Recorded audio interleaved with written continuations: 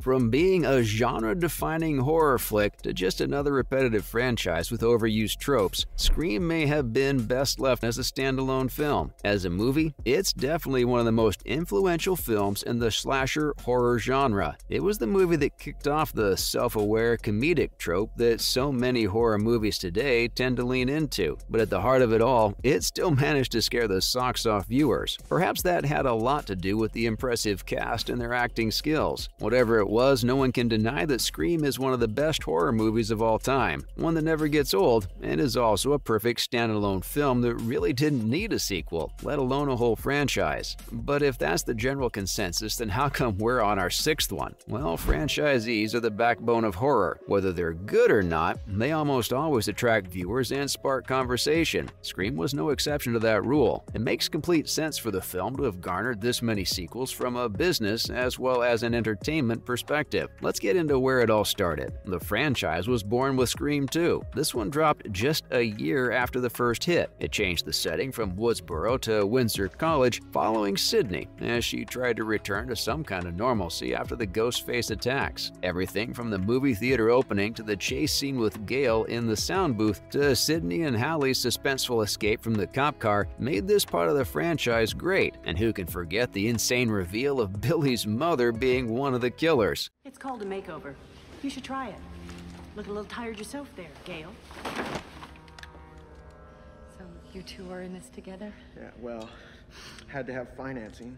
Aside from these things, though, the film was pretty average, especially when compared with its predecessor. Also, they killed off Randy. Most viewers felt that was pointless and just played out for shock value rather than to fulfill the actual purpose of the story. And that was Scream 2. Things only got worse from there. Scream 3 kicked off with murders from the very start. Aside from the initial murder of Cotton Weary and his girlfriend, and Gale's period-defining bangs, there wasn't really anything too notable about the film. Randy made an appearance via an old videotape, so that was something. Brett, not until Trading Places in '83. Jamie Lee was always the virgin in horror movies. She never showed her tits till she went legit. Could afford a decent pair. What'd you say? That's why she always outsmarted the killer in the big chase scene at the end. Only virgins can do that. Don't you know the rules? But again, it just confirmed to viewers that the decision to kill him off in the second part was one even the creators regretted. I have to admit, it was nice to see him again, but the justification to get him back on screen? Ridiculously laughable. This part of the franchise focused mainly on Stab 3. Sounds like a strange premise, but when you're talking about a franchise that's well known for its meta-commentary, it makes complete sense. Whether it works or not is a completely different story. It doesn't make sense for Sidney to have a half-brother out of nowhere, and it doesn't make sense that he's been around for a while. The only good thing to come out of this one was probably Dewey and Gale's relationship. 11 years later, they still weren't done. Scream 4 hit cinemas in 2011 and made a lot more sense than the previous two editions. It followed the path of Scream 3, keeping a familial link between Sidney and Ghostface. It was a lot more in tune with the first two films, but didn't do much to stand out on its own. Hayden Panettiere's addition to the cast as Kirby was a clear win for this one, as well as Emma Roberts' Jill as Ghostface. In fact, many think Roberts may have been amongst the best to don the costume. It was Wes Craven's final film, as the director and creator of the franchise passed away in 2015, so this one will always be remembered in that regard. Other than that, though, there isn't really much to say about the film. The series remained dormant for another decade, but it didn't take long for rumors of a new film in the works to start going around. Scream 5 hit theaters in 2022, and this was when Halloween was getting revived and Chucky had just moved to television.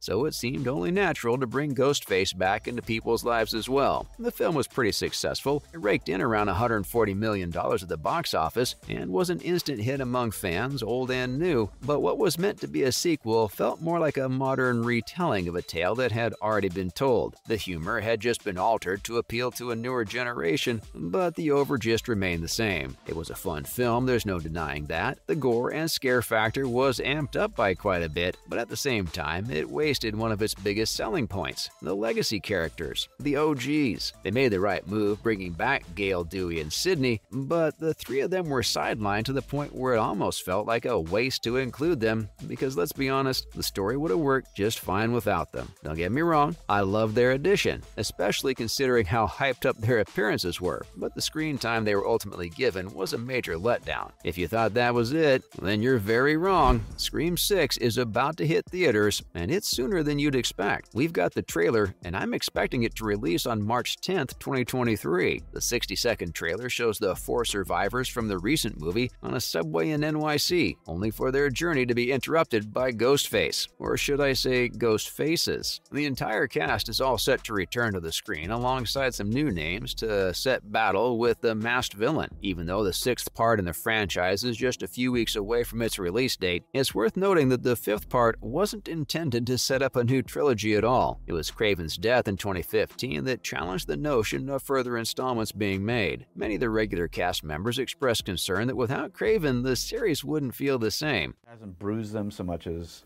allowed them somehow to come out of the film happy, and that's the majority experience coming out of a good scary film, is the audience is bubbling. Something has been released. Sort of devilishly clever. It's the story of 4 or 5 kids who all, as most kids have grown up on horror films, slasher films, whatever you want to call them.